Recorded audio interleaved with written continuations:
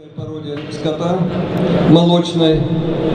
У нас не все уместились желающие этой породы. И здесь две коровы будут представлены из Нижегородской и Ленинградской областей. Первую я называю корову «Лазурь» из племзавода Березняковский Нижегородской области. Поднимите руку, пожалуйста. Вот Нижний Новгород очень активно всегда участвует в выставке, уже многие годы подряд. Прекрасное поголовье демонстрирует молочного скота. И вторая корова бархатная из племзавода Торосова Ленинградской области. Пожалуйста, выводите в центр. Торосова. Поднимите руку. Поохотнее, пожалуйста. Вот Ленинградская, видите, как стоит спокойно, послушная, воспитанная. Спасибо вам. Спасибо. Кроме того, в этой группе мы демонстрируем поголовье двух отечественных пород, Холмогорской и Ярославской. Продолжим.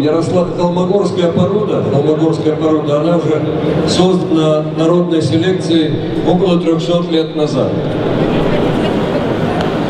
И она наиболее, пожалуй, приспособлена к условиям севера, центральной зоны, востока, северо-востока нашей страны, приспособлена к суровым условиям климатическим.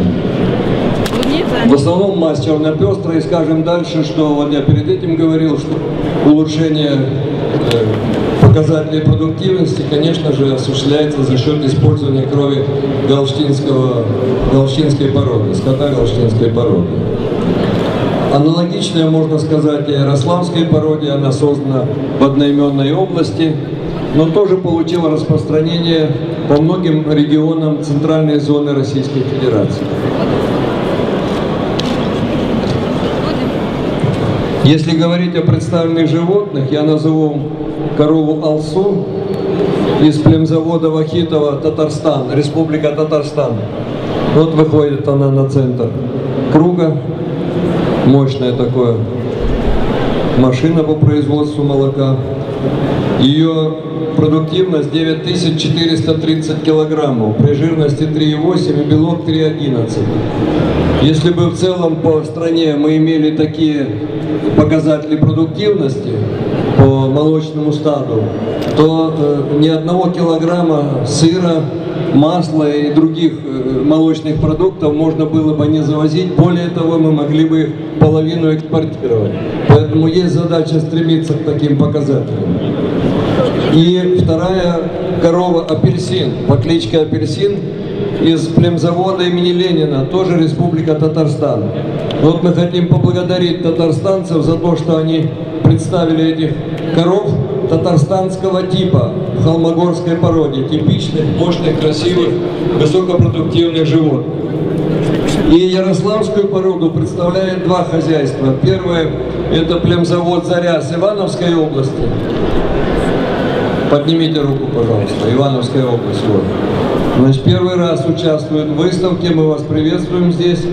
И племзавод Ярославка, Ярославской области. Вот ивановская корова-блудница, вот с такой кличкой удивительной, она имеет надой 9 тонн за лактацию, жирность 4,66 и белок 3,37. Вот понимаете, вот ценность этих пород, этих животных, сравнить даже с такой породой, как, скажем, галштинская или некоторые другие, высочайший жир и белок.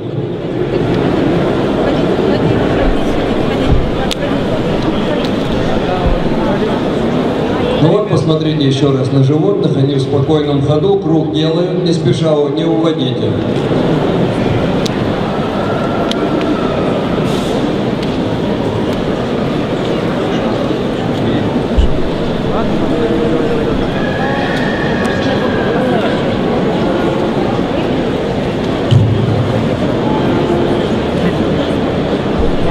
Мы не делаем оценки здесь экспертные, там, экстерьер, конституция, другие.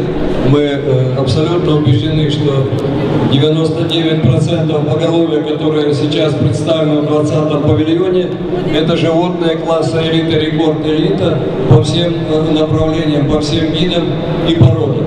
Поэтому здесь речь идет только о том, что вы все можете посмотреть на привязи, но мы хотим вам показать еще в движении. Кто-то заснимет, кому-то понравится, кто-то захочет быть фермером и будет приобретать, заключит контракты по приобретению племенного поголовья.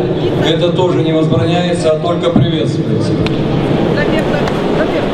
Для этого и существуют выставки, выводки, чтобы привлекать как можно больше внимания народу к занятию этой уникальной отраслью, нужной народу.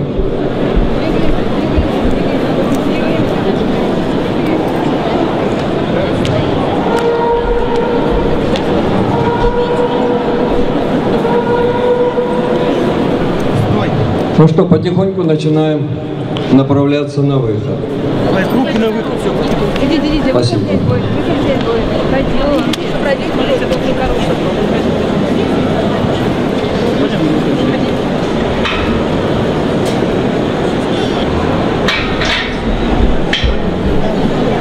Это не принципиально.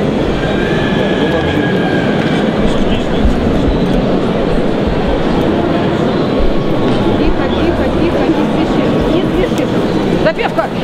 Что такое? Что?